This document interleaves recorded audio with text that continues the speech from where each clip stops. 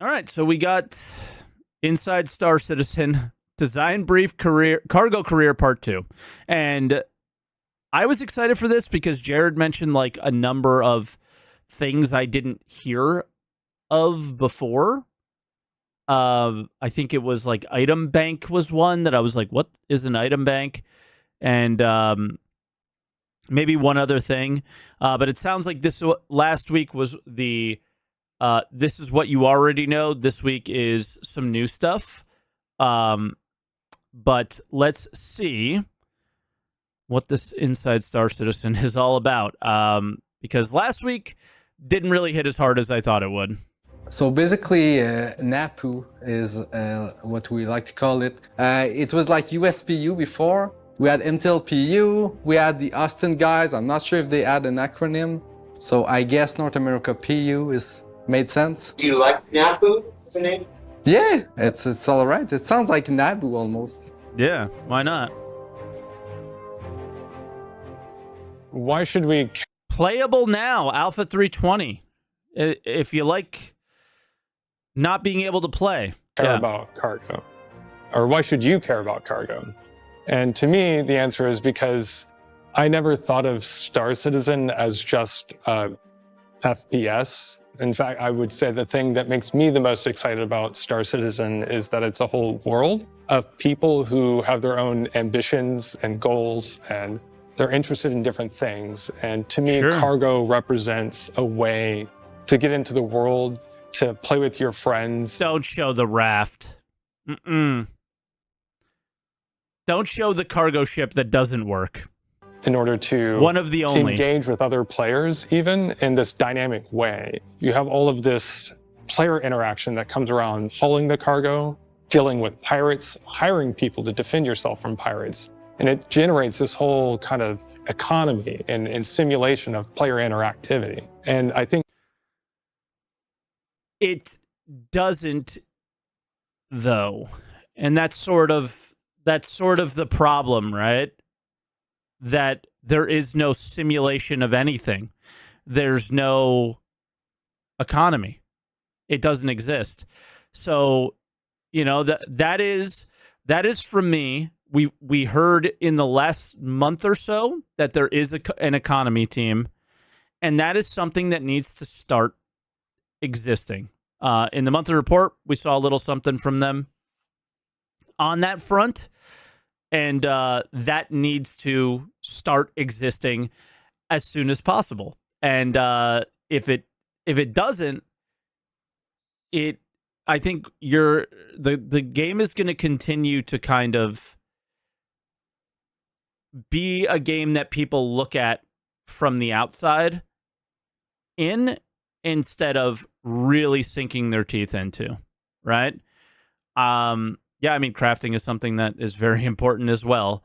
I think that's the step after you start simulating at least prices and buying and selling a little bit more. I think from there you can go to crafting. This kind of thing is at the root of what makes Star Citizen special. Today in the game, we've had all of this, what I call instantaneous cargo. When you're in the real physical world, things don't just appear and disappear in your car, right? A person going to Costco, they don't just click on a few things in the kiosk and it magically... I hate when they use real world references for a video game that you want to escape all of the annoyances of the real world to. But again, this is something that I personally enjoy. Putting boxes inside ships, finding the best place to sell them, finding the best way to move those boxes, and doing it the most efficient way. I do find that to be really fun, sort of like a little puzzle. But yeah, Costco trips are not something I want in the game. Appear at the back trunk of their car. That kind of magic way of opening inventory is going to disappear, and it's going to become that warehouse inventory. With these new changes with the freight platform and the cargo grid and inventory container boxes and needing to move things manually with the tractor beam, it is going to add a certain amount of friction into that whole experience. The benefit of manual loading is really that you get to choose how you organize your cargo and how you get to load it on your ship, you know. How the fuck is that a benefit? I'm confused. Like, you are not selling me on the feature by saying it that way. I'm sure there is a I'm sure there is a like thing about it that's cool. I know that I personally, again, like to move boxes. I think it's really fun, especially like after a piracy hit or doing salvage missions. So, like, I like that stuff. But that comment doesn't sell me on it because it's I haven't yet. Maybe because we don't have the fully physical system. So the idea of where you want to place things doesn't currently matter, because in the future, let's say you're buying and selling from multiple locations. That means that your sell points are going to be at multiple locations. So you're going to want to organize your goods to be able to do that as swiftly and quickly as possible. But yeah, I mean, I don't think that that's like a massive selling point to making, to adding what they're saying. Like, so it's not just a little bit of friction. That's a lot of friction in comparison, right? And currently, I think if you play the whole C in Alpha 320, that is a level of friction that should never exist. The dock your ship, first off, lucky if you're able to, and lucky if you're able to undock, then run from your ship down a very long corridor to an elevator, run down a number of corridors to another elevator, run to a commodity kiosk, run all the way back, undock, hopefully, luckily, undock, fly your ship to a random blue square, wait 5 minutes for the cargo to load, fly for 20 minutes to another station, and do the same process all over again to sell. And guess what? If you want to buy again, you have to do that whole process again. So the first place, you only have to do it once. The second place, you have to do it twice if you want to keep doing it. And then on top of that, they want to add manually loading. Are you kidding me? Come on. That's crazy. That's too much friction, right? So the system's got to be cooler. It's got to be more exciting, I feel like, to add that much friction to the cargo system. But as always, I'll let them do their thing, but I definitely have my concerns with physicalizing everything. And I am very worried about what I'm going to hear more of throughout this video in terms of like smaller player inventories, and the idea of what we have now, where you press I and there's a square and you pull from that square to another square. That's very simple, and I'm very worried that that's what's going to happen. You've got one guy that's loading the bigger boxes with the vehicles. You have your other friend that's loading in, your ship weapons. Another maybe is loading up commodities for a long haul. And you can organize that, snap everything to the cargo grid, tractor beam it onto your ship, and head out with your friends for an adventure across the verse. Yeah.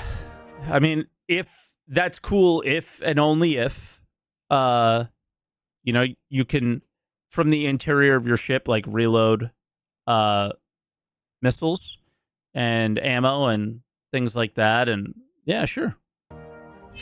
That's cool. The cargo career is at the heart of what Star Citizen aims to achieve. Not just a universe of exploration and conflict, but one of commerce and opportunity as well. Yeah. I mean, cargo is the driving force it will be the driving force of the game. And it currently just isn't at all. And it really is a huge miss.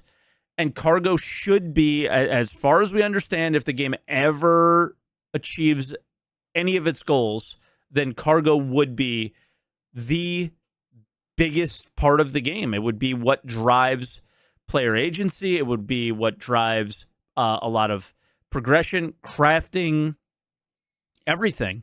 The act of putting something in a ship and moving it somewhere else, and not just cargo, but like player inventory as well, and what it's super fucking important.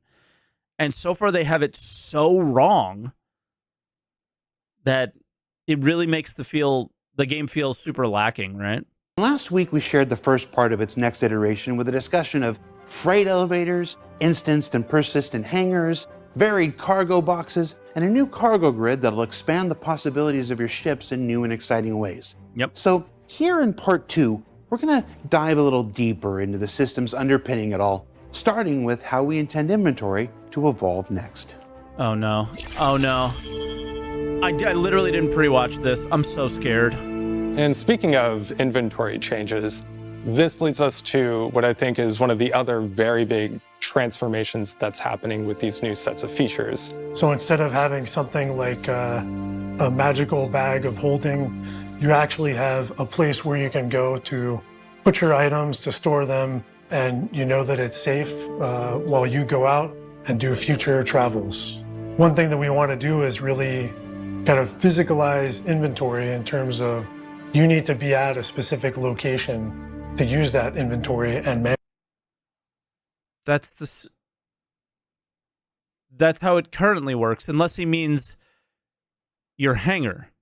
Management. So this gives us a lot of benefit across the game where you know exactly where your stuff is and where to get it and where to go to organize it.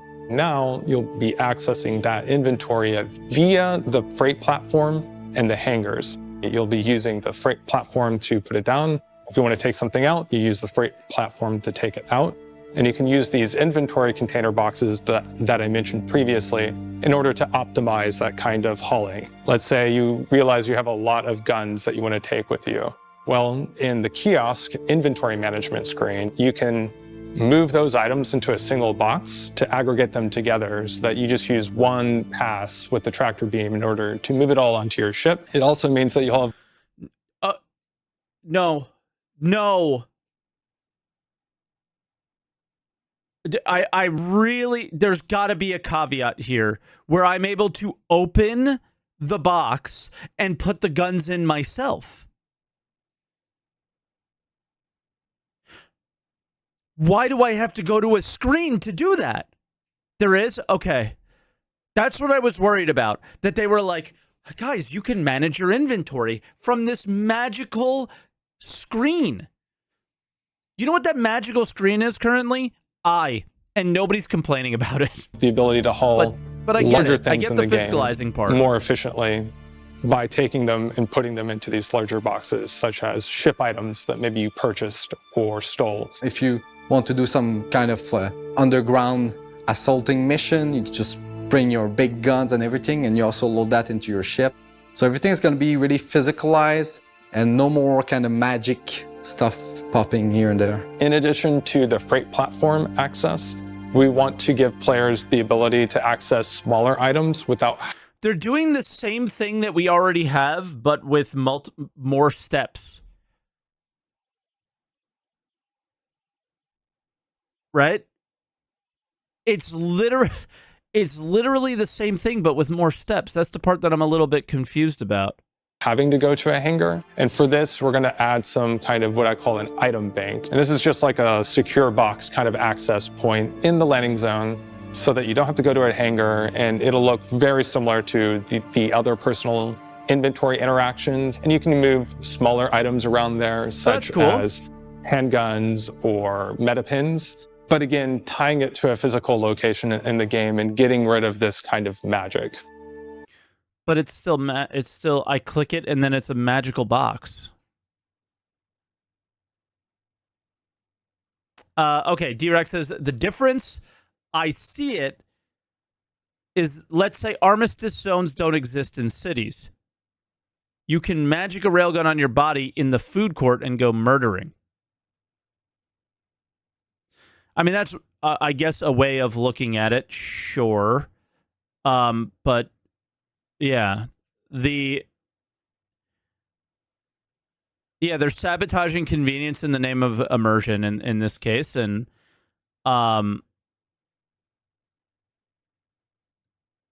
I don't necessarily agree with the amount of inconvenience that they're going with. And yeah, the railgun's the wrong tool for that. Have you guys played Gun Rush? Jeez.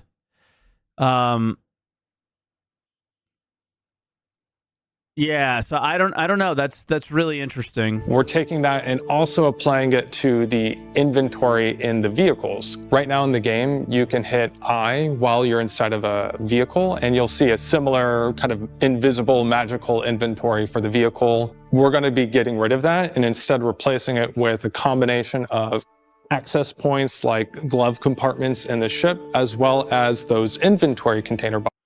But I guess they're saying this like we don't already have it.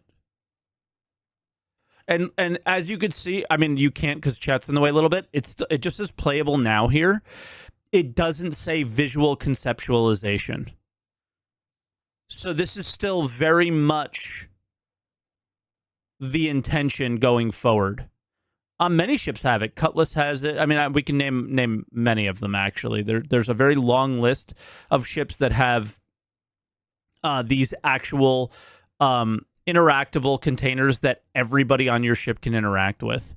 I think the only addition I would like to have to these is to be able to lock it to like party members or friends or whatever, but like a code lock of some kind. But especially on the exterior of your ship, like some of these ships have. But yeah, it sounds to me like everything is still the same plan that we currently have, just making it way more annoying to deal with at your hangar. So far, so that okay. You'll still be able to haul personal items and larger vehicle parts between locations in the game, but you'll have to do it in a way that's physically tied to actual entities that are attached to the cargo grid, as well as the only question now that I have two questions that I really would want to confirm is specifically how are we dealing with large numbers of, let's say, guns or weapon attachments or any items in volume. And how are we dealing with them? How are we moving them between our inventory that is stored at the station and our ships?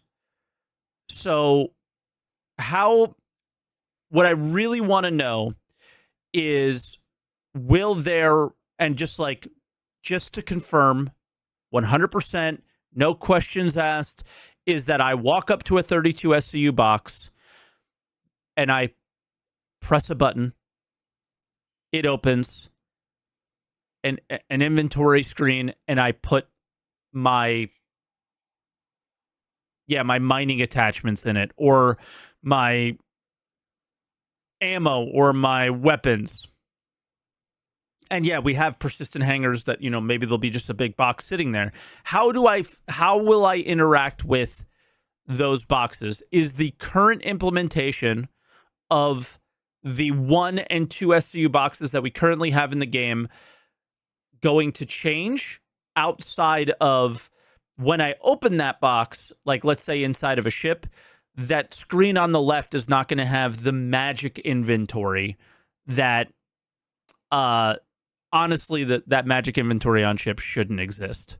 I'm very curious about that, personally, just because, I've really enjoyed finding the rarer guns in the game, throwing them in a box, and selling them to other orgs that don't want to do that tedious work, right? And making a lot of money doing that. That's been really fun. I just want to know that in small steps, I can still fill that box. If I want to take a big step where I have hundreds of guns stored in my freight elevator, obviously I'm going to use the kiosk to take and hopefully it's, a lot simpler and it's not, one click for each gun. You go, I want to take 50 railguns and put them in this box. And the game goes, okay. And the freight elevator comes down. There's your box with 50 railguns. Then you put it on your ship and you bring it to sell. Or you sell it to the person that you invite into your hangar, whatever, right? So that is just the one question that I have. And I think the other question is... I don't remember what it was. That's my main one, I think. And I think that's how it will work. I'm just slightly confused now. Exposing it in a way for people. Oh, yeah. Thank you, Double A. This is the other question that I have, is you need to talk to me more, and maybe this isn't their forte, about the plans for tractor beams a little bit more within our hangar. And how big are our hangars going to be? And how are we going to deal with placing larger items to our ships? How are we going? Because currently, I got a bad feeling that we're going to do big items from our ship to our local inventory and then go to a screen and still attach them to our ship. That's convenient.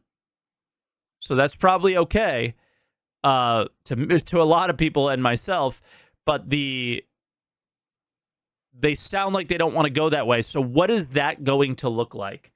What is a size 7 gun, attaching to a ship going to look and feel like, and how tedious is it going to be? How is dealing with the larger,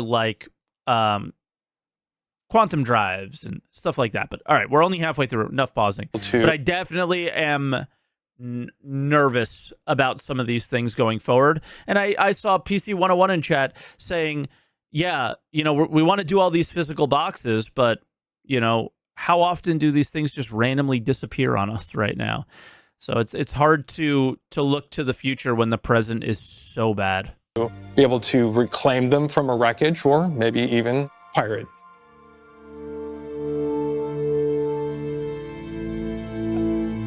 So, lots of changes coming with everything being physicalized, everything stored in boxes, and no more magic bag of holding. But how will you inventory your inventory? Well, that's where the new hangar kiosk comes into play. Freight elevators are going to be implemented as an access point inside of player hangars, and you'll use a kiosk to interact with the freight platform in order to call things up from your inventory or to put things into your inventory. The player controls no surprise there. The freight elevator through the freight elevator kiosk because we have to coordinate between 3 different doors. The kiosk is what determines when the door should open, when the door should close, when the cargo get loaded and all that stuff. So that is the physical thing that's basically going to bring up cargo for you and then also take cargo from you when you sell it. The kiosk is going to be the center point of the hangar. This is really where you'll manage. Why 3 different doors? Yeah, that one's a little interesting. Yeah, they're essentially moving I to a kiosk and giving it more functionality, I think. No, I don't think the move all button is going away. I think the move all button will be on the kiosk and you will still have that interaction, but it will be less instantaneous, as in you won't be able to move all huge inventories to a ship you're currently in. That's all. I would hope that we would have everything stacked because nothing is physically existing on you, right? So you would hope that when this kiosk comes out, that if you had 50 railguns, it would say railguns 50. And that's it. Everything. So it's not just the cargo stuff that you manage through the kiosk. You will be able to manage your inventory, basically bringing up the stuff, sending it back. It's also going to be those small items. It's kind of why I think we don't have auto stack right now, because maybe it's not an intended thing, but I think our current inventories when we press I will still exist. So we still kind of need it. You also gonna have to have some sort of inventory box that you will be able to interact with, to put stuff in it. Basically, everything is gonna go through that kiosk. So everything is central to the kiosk. I mean, all of that seems fine to me because you're putting things into your inventory that you like. The hangars aren't going to be big enough for you to fill with thousands of SCU of crafting materials, weapons, grenades, things like that. So that all of that seems fine, but I don't like the we're getting rid of your magic bag of holding when the magic bag of holding obviously still exists. So I think that's kind of weird. They're just adding more steps to it and making it more annoying. Easy to see how all of this will redefine the open sandbox experience at the core of Star Citizen's persistent universe. But what if a... It's actually very difficult to see how it's going to do anything because we don't actually know the core of Star Citizen. I guess the open sandbox experience is all that we have. So sure, it'll change it a little bit, I guess. I don't know. That one's this one's a tough one. Cargo career isn't for you. What if you just like to run the occasional mission? Don't want to spend your time loading boxes or prefer speculating on the market economy around it all? Well, the purview of Napu is to... And he said, speculate on the economy. Ooh, are we going to get stock market? construe for you, too. We are going to have missions in the game that latch on to this. So for example, you'll be able to take a mission where a corporation like Crusader will ask you to haul their cargo for them. Yeah. And this is an opportunity for players to engage with this kind of gameplay of hauling and manual loading without having such a large investment in the game. Right now, cargo has largely been required to have a large investment, speculation, and risk on the part of the players. Yeah. And where we're going. Every cargo hauler wants this specifically. You know, some of you guys in chat might not be into this stuff. Every single cargo hauler is looking for these types of missions. This is what we want. Is we're going to be reducing that risk for certain sets of players who don't want to engage with that kind of speculation, while still allowing them to have this kind of fun, manual loading, kind of packing experience. On the other hand, if the thing that you are more interested in is that kind of speculation and that kind of trading and wheeling and dealing and trying to just cut the best profit, we are still going to have a certain amount of automated loading in the game. It just won't be instantaneous. You'll have to use a service. It'll cost a little bit more. It'll take time. You won't have access to your ship while it's being loaded. But, you know, depending on the kinds of gameplay that you're looking for, if you enjoy that more physical kind of gameplay, we'll have that there for you. If you're more interested in just kind of... They didn't... That's not speculating. So yeah, I mean, cargo timers have always been a thing. They still will be. But speculating on the economy is more of like trading, right? In terms of like trading stock and shit. Not really like they're selling the cargo timers as if you're going to... Yeah, this is weird. Profit trading will also have a path for you. Yeah, I think he's talking about buy low, sell high, not actual stock markets. Exactly. I guess I misunderstood. There too. So I think in this kind of new world of cargo and all these new features that we're coming out with, we're trying to make sure that for all the people that are looking to play with this, that there's something there for them.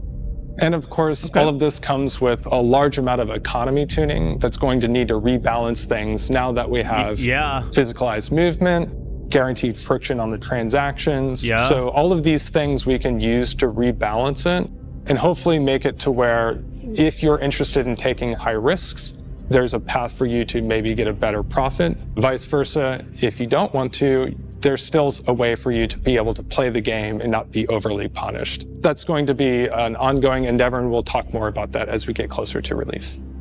Okay, so the actual thing that everyone wants to hear about, they're not ready to talk about. Cool. So lots of changes coming to Star Citizen with the work being done by the North America Persistent Universe team.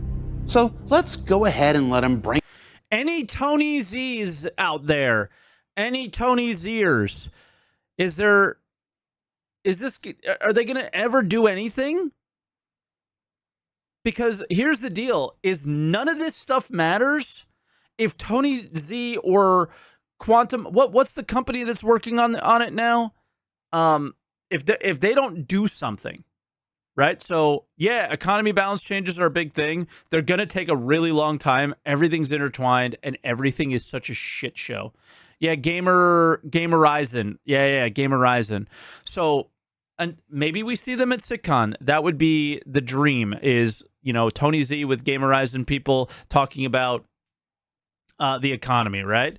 But because all of these changes are, almost all of these changes are extremely uninteresting if we're not getting economy fixes. So this is, again, like Jared said, these 2 episodes were going to be a very early talk and not a very much of a look. And I'm not super upset with anything here. I wasn't sold that this was going to be that big of a deal. I thought this episode was going to be a lot more new stuff we haven't heard so far. We still have some time left. The item bank was way less interesting than I thought it was, but it makes perfect sense. So like a little place that you don't have to go all the way to your hangar for, to just maybe gear back up real quick, medical stuff, quick and easy stuff. That all makes sense. But the outside that, I mean, I don't know. Nothing crazy new we're hearing about so far. Bring it all home and see if we can't maybe just sneak in one more tiny, big addition people have been waiting for too. Another big thing that we're working on is unique item recovery. This is something that the fans have been asking for a long time, and we're hoping that it's really going to finally resolve this problem of losing items or losing items mid-mission. It looks like a simple subject, but there's a lot of little things to think about, like people buying some gear, giving to their friend and claiming it back. What happens to the version that was given to their friends, or even like if your body gets looted by somebody, how do we want to kind of cope with that? So one of the ideas that we have running right now is that you would have a lost and found within your hab. So if you're playing, your mission crashes, you lose your progress, but you can go back. Did he just sell me on a feature because a mission, if it just in case my mission crashes? Is that why? Is that a selling point? Is that where we are in September 2023? Is that where we are still? You think he means the ship and the mission crashes, or do you think he means like the mission fails? Let's assume he means the mission fails. Okay? Let's give him the benefit of the doubt. I think the developers deserve the benefit of the doubt. I think maybe some of the communication that we get outside of the devs, not as much, but I think we should give the devs the benefit of the doubt. They're not professional in front of camera people, right? Back to your hab, restart that mission, grab that item, and continue on where you left off. And we're really... Okay, so for now, he's saying like a mission critical item, which currently doesn't exist. As far as I'm aware, I don't think there's any super mission critical items. Yeah. Hoping to apply this to subscriber items and other unique items as well. I think in the long run, we have a lot of plans. Yeah, like dying with a delivery box. Yeah, I guess courier missions. True. Sorry about that. I'm thinking of like little items. I guess we have little items, courier missions, the little drug one, right? That's the solution for subscriber items. That's duping. They're duping items. That was such a short little snippet so far, but it sounds like duping. Really trying to build out a feature set that can incorporate rewind to okay. Even like if your body gets looted by somebody, how do we want to kind of cope with that? So one of the ideas that we have running right now is that you would have a lost and found within your hab. So if you're playing, your mission crashes, you lose your progress, but you can go back to your hab, restart that mission, grab that item, and continue on where you left off. And I mean, a lost and found means somebody has to find it, technically. And we're really hoping to apply this to subscriber items and other unique items as well.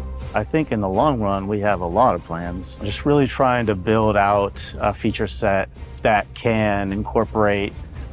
Hey, everybody, I'm Mitch Fieri, and we're rolling out A lot of different ships. Today on Diners, Drive-Ins, and Dives. That can incorporate your teams, that allows you sure to be more in control, and allows you to try to find the best ways that work for you and your group.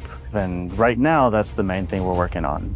Our universe is big. We're going to keep building more systems, more planets, and we really want to find a way to make that exciting. We want to have you take goods from one planet to the other, explore places that you haven't seen, loading up, organizing all of your gear, all of your equipment, having it snapped to a grid, keeping everything safe. And it's a huge part of Star Citizen and where we want to go with the game. That is a summary of that we're working towards for physicalized cargo. Now, this is going to be an ongoing process, starting with the first set of changes coming out with 320. Guys, we want to physicalize everything. We want to add all this friction to everything unless you spend money. Unless you spend money on it. I mean, that's basically what I just heard. If you spend real money on something, that's magical. That will magically appear back at your hangar. Magically. And like I see some comments of like the community soft and you know, all that stuff. That's the community is a softer bunch from everything I've seen over the years. Very entitled to things that, you know, are just like normal game mechanics in other games. But, and this is a big but here, I think there always needed to be a way to get your stuff, the skin back. But the fact that they are still going to physicalize that in that armor piece and not make it a paint that you reapply is so ridiculous to me. Like, how the fuck is that the solution? Right? Like, subgear just needs to be applied to like a medium armor or something. Like, the way you look, I don't think it matters that much. Like, it matters in terms of, it matters to the player how they look. But, like, there's medium light, or light, medium, and heavy armor. Like, just let me apply my subscriber, like, transmog to those things. Like, guys, it's a video game. It's a video game. It's okay. Let players look the way they want. And then when, you know, you kill that player or whatever, the transmog just goes away. It's a holographic thing. Right? So when you kill them, the lights go off. Like, it's just, come on. It's super simple. It's not that big of a deal. Transmogs are boring. I want to loot stuff from other people. Worst take ever. Okay. Fair. Actually fair. Okay. So let's come up with something a little bit, maybe not transmog, but something in between. Because players should be able to apply, but if somebody buys a skin on the website, they cannot lose that skin in the game. That can't be a thing. I don't even think that's legal in every country, right? So there has to be a middle ground there. And I don't think the middle ground is a magical lost and found unless there's more layers on top of it or something. I don't know. Yeah, like people are saying it's totally illegal. So I would also like to be able to loot these cool items off of people, right? But that player can't lose that item. So you have to understand that you're duping when you do that. And we can't have duping either because it's too exploitable.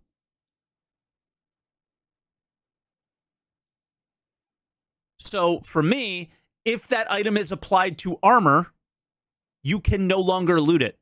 But if that item is left in its blueprint form before it's applied to something, then you can. That's all I would do. I think it's pretty simple. They would almost always be found from doing missions or killing NPCs, and they would be found as items on those NPCs, and you would have to, because everything is physicalized, you would have to make that back to your hangar to apply it to some armor. And in between that process, you would be able to loot them. That's it. It's very simple. It's very much familiar with what's in other games. And I think that's, for me personally, the middle ground that I would enjoy. And then you get the entitlement that the community has to, and honestly, I feel deserves to not lose their item that they spend money on, or an item. In this case, unfortunately, it's also an item that they found in game. But yeah, I mean, to be fair, Tarkov has a magical bag of holding, but they have that extra layer on top where you can't loot it. Like it couldn't make it out of the raid. You know, it had to be in raid when the raid ended in order to come back to you. So, you know, there are systems of magical bags of holding that are totally fine. And everyone's fine with in other games, but it needs to make sense in this one. And all I've heard so far, and again, I'm talking a lot without watching the video and adding on to things that they might already be responding to, and I apologize for that today, but this is so important to get right, and it sounds like they didn't. To me, it sounds like it is a system that is going to be exploited royally. So we would have to hear a lot more on this as we approached it. And the thing is you should hear a lot more at this stage. We should know their concept forward to back, and then we should have a thread where we say how we're going to exploit it, and then they should be responding on how that won't work, or thank you for that. We'll adjust our thing or something, right? Like, I don't know. Like, I do think that they should share their plans for a feature, feedback thread, and then back to the drawing board before it's implemented or something. Because we are collectively way more... I don't want to use the word smart, but we have a lot of ingenuity on how to break the features that they make, because there's thousands of us. So collectively, we will find a way. So let's collectively work together to find a way to make the system as good as possible, right? So yeah. Automated loading with the whole C and the new packing system that's coming out there. But we'll continue this work of adding these things like freight elevators, hangar instancing, persistent hangars, inventory containers, all of that, and continuing into subsequent releases. So I hope you enjoyed hearing about it, and I think I'll be back a few more times to get into more details about those things. You're gonna have to. I look forward to seeing what they're developing in the future, and then also showing it off to the community and team. Yeah, they're just gonna have to, because that was. So what did we learn? I mean, Jared warned us that this was going to be something different. It really wasn't. It was their typical extremely vague update of this is what we want to do, and then by the time we do it, it's going to be completely different. So what did we learn this week? Not a whole lot. Last 2 weeks? Whew. Well, we learned that freight elevators will allow us to fulfill the dream of fully physicalized cargo. The instance hangars will give us the time to load and unload our ships without creating too many traffic jams. That persistent hangars will be the first real estate players can decorate and call their very own. That cargo boxes are expanding. Really? Okay. Oh, yeah. I mean, I guess instance hangars are probably going to come before apartments. I would have expected little apartments to come first. To hold all kinds of stuff from personal inventory. Also, do you guys remember when our habs were persistent? Remember that? I thought they were supposed to be the first. Ship weapons to even some small The vehicles goalposts themselves. move again. That this all means a new way of storing and moving your inventory all around the galaxy. Utilizing the new hangar kiosk will certainly help. That everything from missions to economy will expand. Will the hangars cost real money? They already do. Go to the website now. You can buy hangars. Everything is sold in this game. Type anything that exists in the game, and most of it can be purchased for real money on the website at the current time. To rebalance to accommodate for this, that there's still going to be some automated options for those willing to spend the time or the money, and that there's finally a light at the end of the tunnel for lost items in the works. Well, you could say it's a pretty good haul overall. I'm not usually the pun guy. Now, don't forget that Alpha 320 is out there for everyone to play, and that CitizenCon is just 4 weeks away. For Inside Star Citizen, I'm Jared Huckabee. Thanks for letting us share the process of game development with you, and we'll see you all here next week. And breathe. Okay. Is there an ending meme? Yeah, it looks like it. Do you need a thank you? Goodbye.